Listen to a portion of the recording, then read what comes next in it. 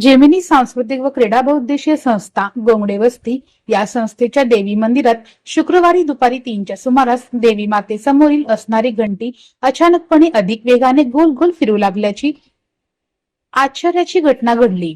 हा दैवी चमत्कार पाहण्यासाठी परिसरातील नागरिकांनी व भक्तांनी एकच गर्दी केली होती। देवी मातेसमोरील घंटी फिरण्याचा दैवी साक्षात्कार महाशिवरात्रीला व वर्षातून 2-3 वेळा घडतो। देवी मातेची पूजा अर्चा केल्यानंतर सदरचा साक्षात्कार थांबतो।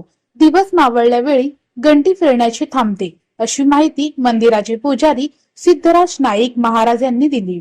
महाराज हे कधी कधी होतं म्हणलं, हे कधी कधी शिवरात्रीला इथं होतं आणि मध्यंतरी कधी पण होतं असं। हे कशामुळे होते? कारण काय ते देवीचे चमत्कार म्हणायचे, होय की नाही? चमत्काराच्या म्हणण्यापेक्षा साक्षात्कार शुभ संकेत पण असू शकतं, कधी असं हे पण होऊ शकतं ना, काय सांगू शकत नाही। पण चमत्कार म्हणण्यापेक्षा इथं साक्षात्कार होतं।